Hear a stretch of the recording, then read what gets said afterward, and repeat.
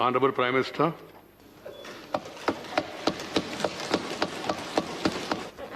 आदरणीय सभापति जी,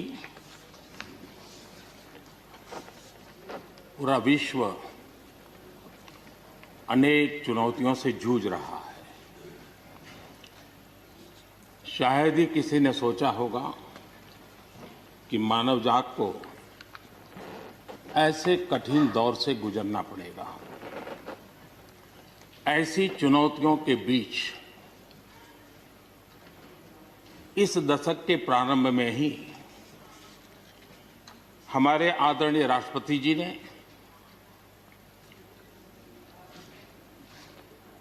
जो संयुक्त सदन में अपना उद्बोधन दिया, वो अपने आप में इस चुनौतियों भरे विश्व में एक नई आशा जगाने वाला, नया उमंग पैदा करने वाला और नया आत्मविश्वास पैदा करने वाला राष्ट्रपति जी का उद्बोधन रहा। आत्मनिर्भर भारत की राह दिखाने वाला और इस दशक के लिए एक मार्ग प्रशस्त करने वाला राष्ट्रपति जी का उद्बोधन रहा। आदरणीय सभापति जी, मैं राष्ट्रपति जी का तहे दिल से आभार व्यक्त करने के लिए, आदरणीय सभापति जी, जैसे मैंने कहा, अनेक चुनौतियों के बीच राष्ट्रपति जी का इस दशक का प्रथम भाषण हुआ। लेकिन ये भी सही है कि जरा पूरे विश्व पटल की तरफ देखते हैं, भारत के युवा मन को देखते हैं, तो ऐसा लगता है कि आज भारत सच्चे अर्थ में एक अवसरों की भूमि है।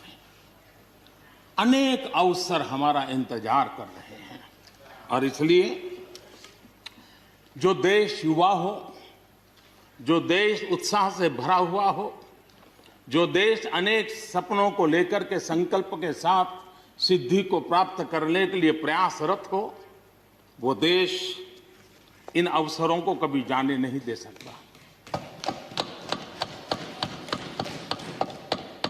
हम सब के लिए ये भी एक अवसर है कि हम आजादी के 75 वर्ष में प्रवेश कर रहे हैं। ये अपने आप में एक प्रेरक अवसर है। हम जहां भी हो, जिस रूप में हो, मां भारती के संतान के रूप में इस आजादी के 75वें पर्व को हमने प्रेरणा का पर्व बनाना चाहिए। देश को आने वाले वर्षों के लिए तैयार करने के लिए कुछ न कुछ कर गुजरने का होना चाहिए और 2047 में देश जब आजादी की शताब्दी मनाए, तब हम देश को कहां तक ले जाएंगे, इन सपनों को बार बार हमने लेते रहना चाहिए। आज पूरे विश्व की नजर भारत पर है। भारत से अपेक्षाएं भी हैं और लोगों में एक विश्वास भी है कि अगर भारत ये कर लेगा, दुनिया की बहुतेक समस्याओं का समाधान वहीं से हो जाएगा। ये विश्वास आज दुनिया में भारत के लिए पड़ा है। आदरणीय सभापति जी, जब मैं अवसरों की चर्चा कर रहा हूं, तब महाकवि मैथिली शरण गुप्त जी की कविता को मैं उद्घोषित करना चाहूंगा। गुप्त जी ने कहा था, अवसर तेरे लिए खड़ा है, अवसर तेरे लिए खड़ा है, फिर भी तू चुपचाप पड़ा है। अवसर तेरे लिए खड़ा है, फिर भी तू चुपचाप पड़ा है। तेरा कर्म क्षेत्र बड़ा है, तेरा कर्म क्षेत्र बड़ा है, पल पल है अनमोल, पल पल है अनमोल। अरे भारत उठ, अरे भारत उठ, आंखें खोल। ये मैथिली शरण गुप्त जी ने कहा था। लेकिन मैं सोच रहा था इस कालखंड में 21वीं सदी के आरंभ में अगर उनको लिखना होता तो क्या लिखते। मैं कल्पना करता था कि वो लिखते, अवसर तेरे लिए खड़ा है, अवसर तेरे लिए खड़ा है, तू आत्मविश्वास से भरा पड़ा है, तू आत्मविश्वास से भरा पड़ा है। हर बाधा, हर बाधा, हर बंदिश को तोड़, हर बाधा, हर बंदिश को तोड़। अरे भारत, अरे भारत, आत्मनिर्भरता के पथ पर दौड़, आत्मनिर्भरता के पथ पर दौड़।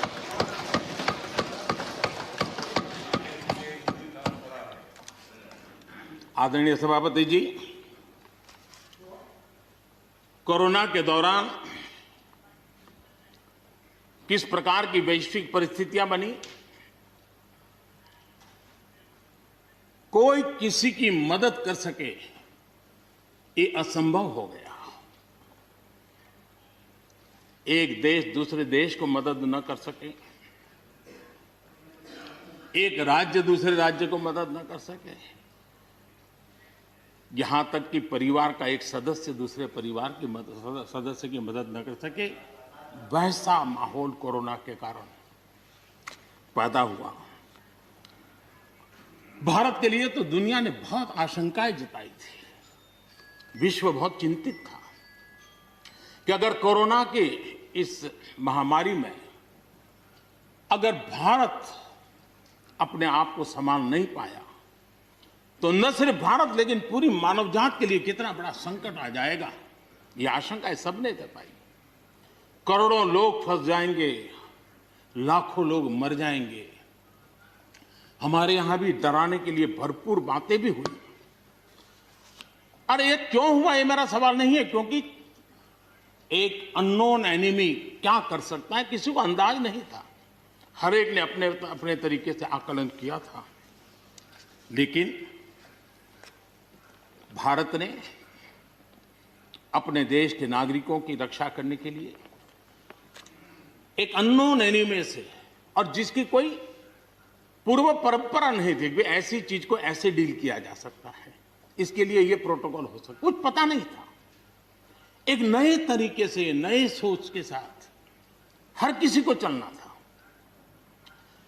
हो सकता है कुछ विद्वान सामर्थ्यवान लोग, उनको कुछ और विचार हो सकता है, लेकिन था ये कि एक अननोन एनिमी था और हमें रास्ते भी खोजने थे, रास्ते बनाने भी थे और लोगों को बचाना भी था। उस समय जो भी ईश्वर ने बुद्धि, शक्ति, सामर्थ्य दिया, इस देश ने उसको करते हुए देश को बचाने में भरसक काम किया है। और आज दुनिया इस बात का गर्व कर रही है कि इस वाकई भारत ने दुनिया की मानव जात की रक्षा करने में बहुत बड़ी अहम भूमिका निभाई। ये लड़ाई जीतने का यश किसी सरकार को नहीं जाता है,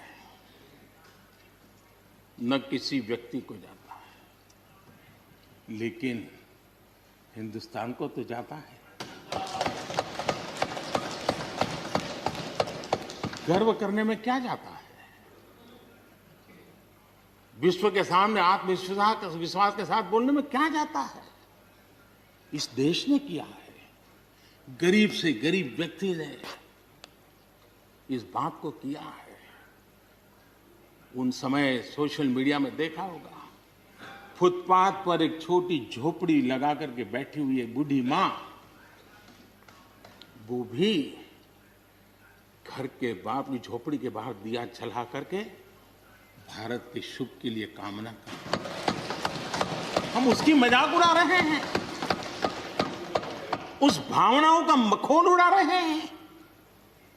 समय है, जिसने कभी स्कूल का दरवाजा नहीं देखा था, उसके मन में भी देश के लिए जो भी दिया जला करके भी देश की सेवा कर सकता हूं तो करूं, इस भाव से किया था।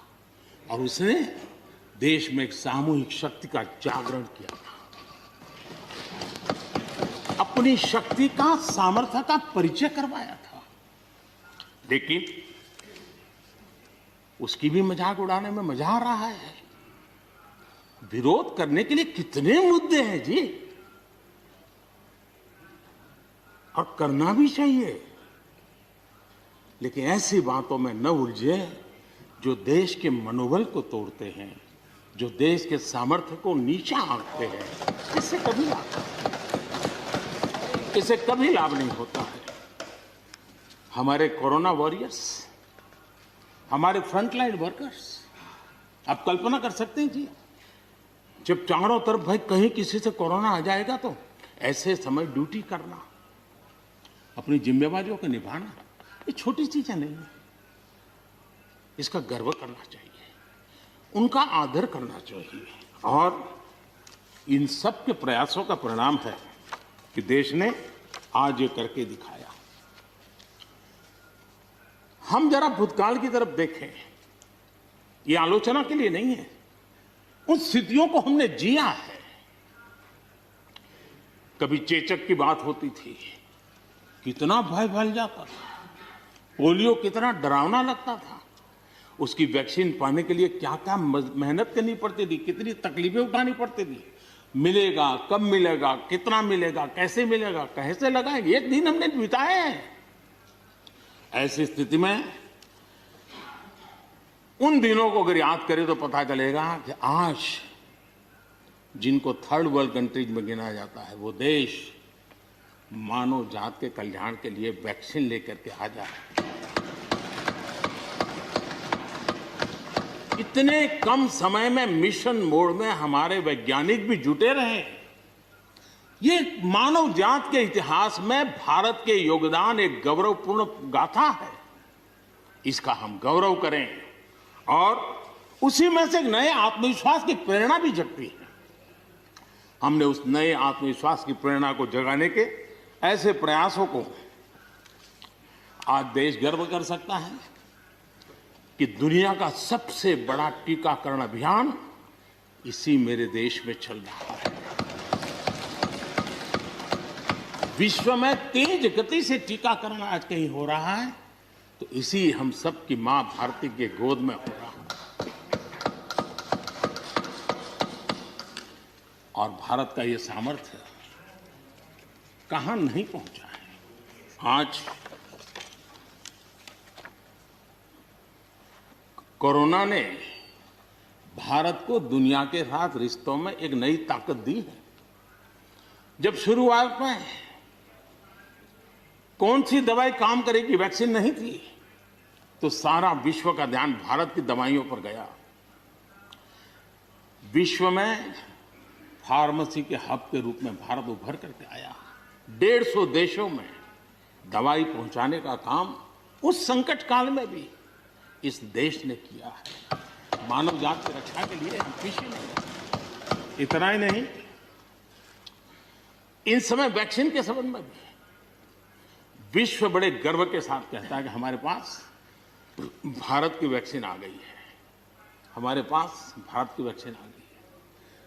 हम सबको मालूम है कि दुनिया के बड़े बड़े अस्पताल में भी बड़े बड़े लोग भी जब ऑपरेशन कराने जाते हैं, कोई बड़े मेजर ऑपरेशन के लिए, और ऑपरेशन थिएटर में जाने के बाद प्रक्रिया शुरू होने के पहले उसकी आंखें ढूंढती हैं कि कोई हिंदुस्तानी डॉक्टर है कि नहीं है।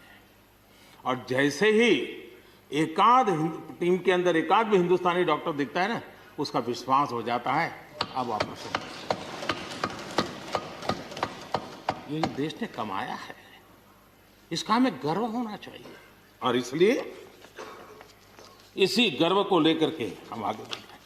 इस कोरोना में जैसे वैश्विक संबंधों में भारत ने अपनी एक विशिष्ट पहचान बनाई है, अपना स्थान बनाया है, वैसे ही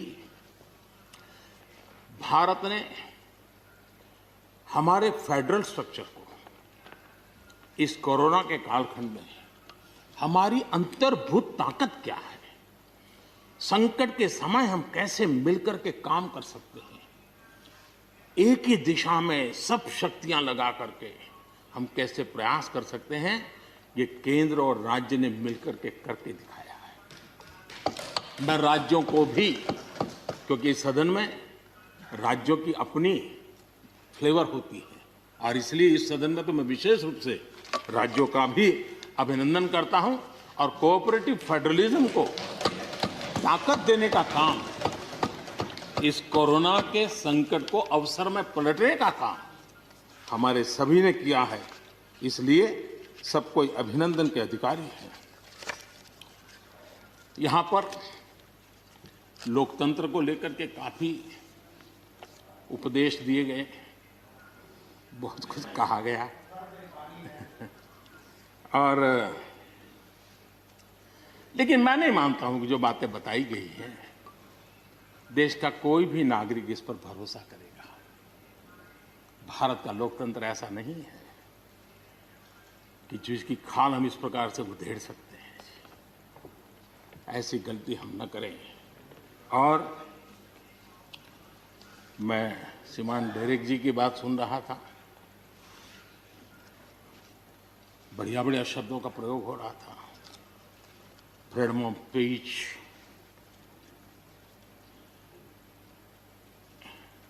इंटिमिडेशन,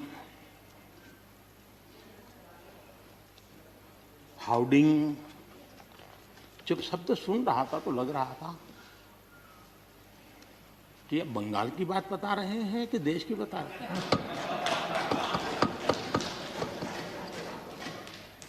स्वाभाविक है, 24 घंटे वही देखते हैं, वही सुनते हैं, तो वही बात शायद गलती से यहां बता दी होगी। कांग्रेस के हमारे बाजवा साहब भी काफी अच्छा बता रहे थे इस बार, और इतना लंबा खींच करके बता रहे थे तो मुझे लग रहा था बस आप थोड़ी देर में ये इमरजेंसी तक पहुंच जाएंगे। मुझे लग रहा था थोड़ी देर में एक कदम बार बाकी है, वो 84 तक पहुंच जाएंगे, लेकिन वो वहां नहीं गए। खैर, कांग्रेस देश को बहुत निराश करती है, आपने भी निराश कर दिया।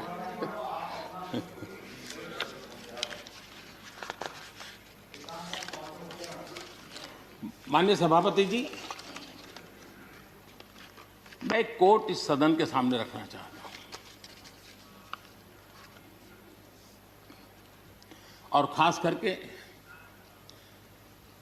लोकतंत्र पर जो लोग शक उठाते हैं, भारत की मूलभूत शक्ति पर जो शक उठाते हैं, उनको तो मैं विशेष आग्रह से कहूंगा कि इसको समझने का प्रयास करें। हमारा लोकतंत्र किसी भी मायने में वेस्टर्न इंस्टीट्यूशन नहीं है, ये एक ह्यूमन इंस्टीट्यूशन है।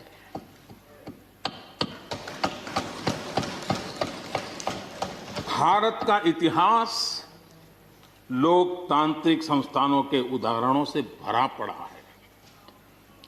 प्राचीन भारत में 81 गणतंत्रों का वर्णन हमें मिलता है। आज देशवासियों को भारत के राष्ट्रवाद पर चौतरफा हो रहे हमले से आगाह करना जरूरी है। भारत का राष्ट्रवाद ना तो संकीर्ण है, न स्वार्थी है और ना ही आक्रामक है। ये सत्यम शिवम सुंदरम के मूल्यों से प्रेरित है। अनकोट। आदरणीय सभापति जी, ये कोटेशन आजाद हिंद फौज की प्रथम सरकार के प्रथम प्रधानमंत्री नेताजी सुभाष चंद्र बोस।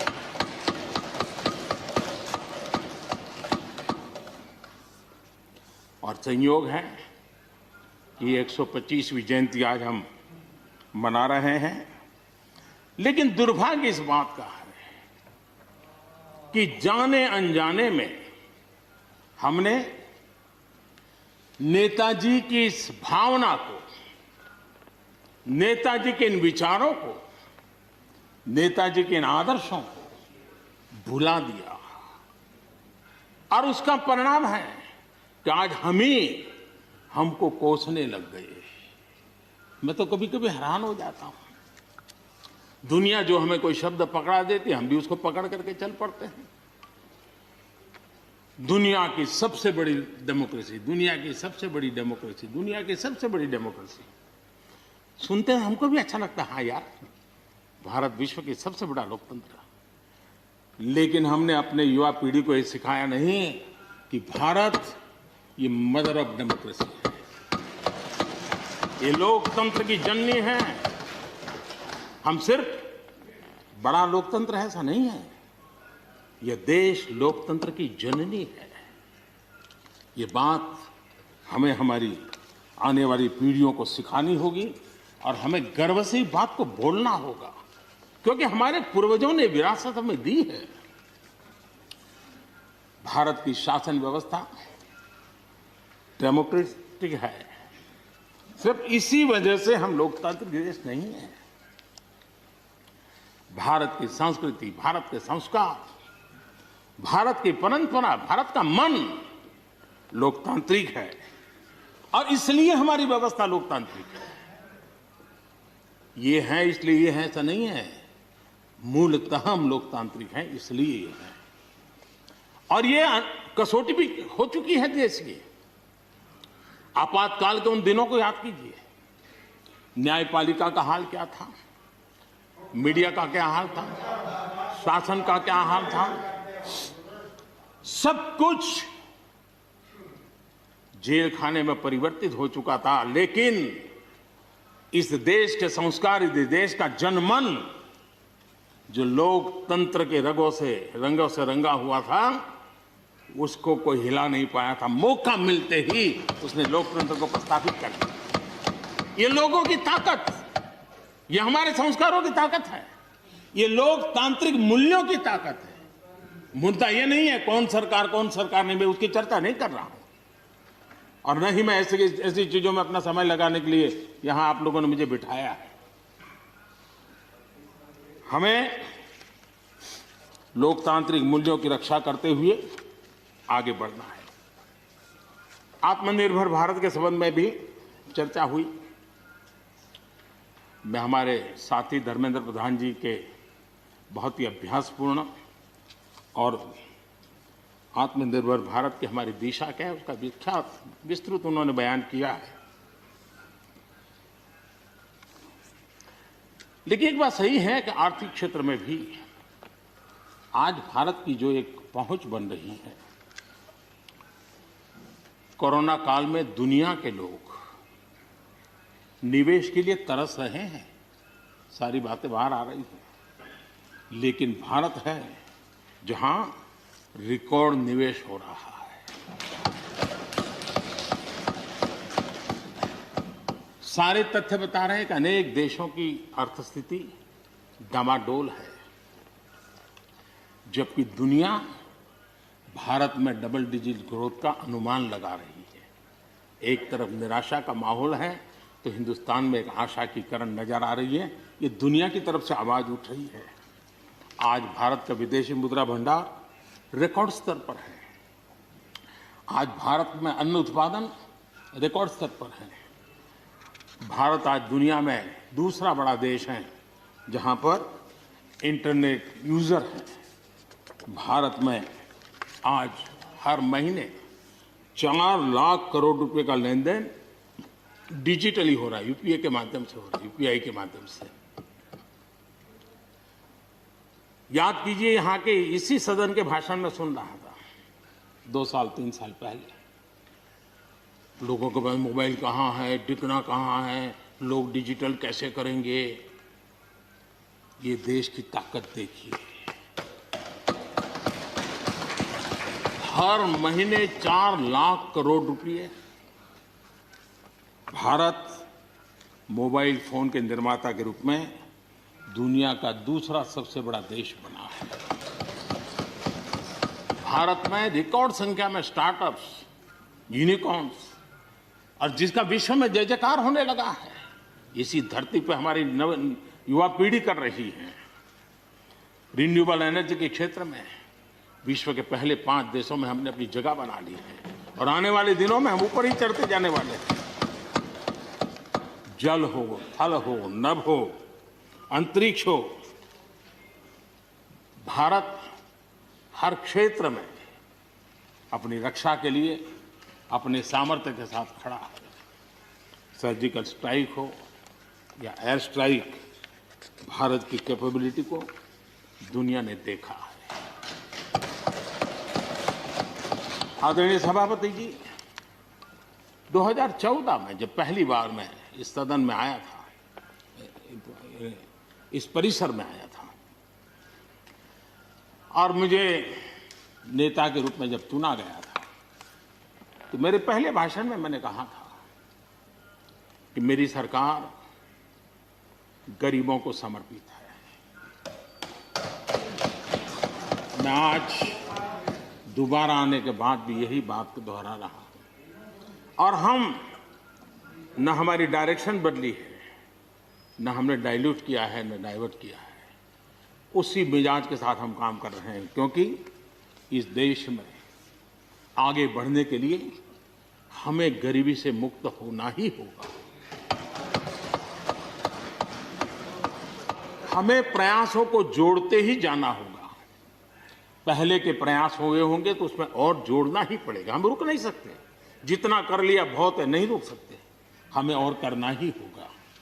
आज मुझे खुशी है कि जो मूलभूत आवश्यकता है ईज ऑफ लिविंग के लिए, और जिसमें से आत्मविश्वास पैदा होता है, और एक बार गरीब के मन में आत्मविश्वास भर गया, गरीब खुद गरीबी को चुनौती देने की ताकत के साथ खड़ा हो जाएगा।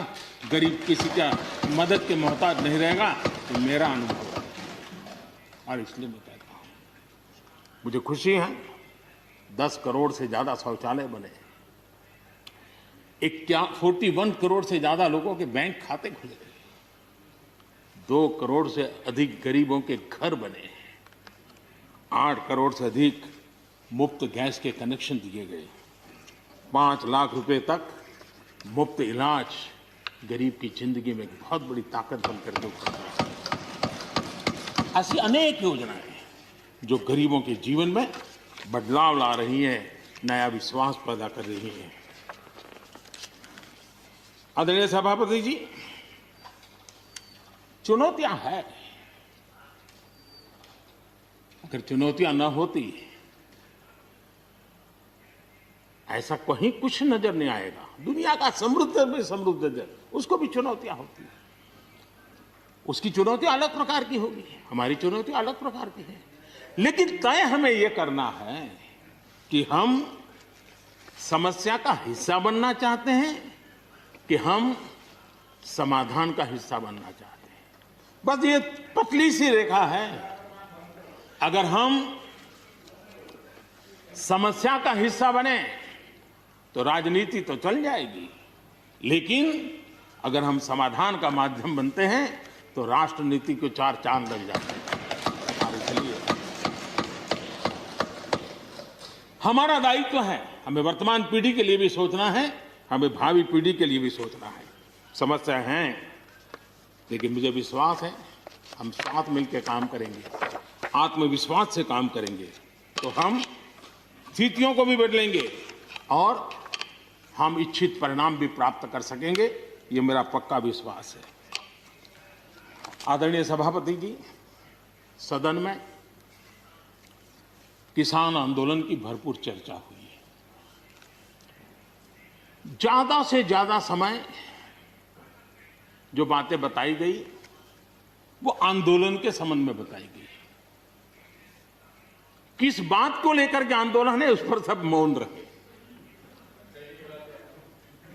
आंदोलन कैसा है, आंदोलन के साथ क्या हो रहा है, ये सारी बातें बहुत बताई गई, उसका भी महत्व है।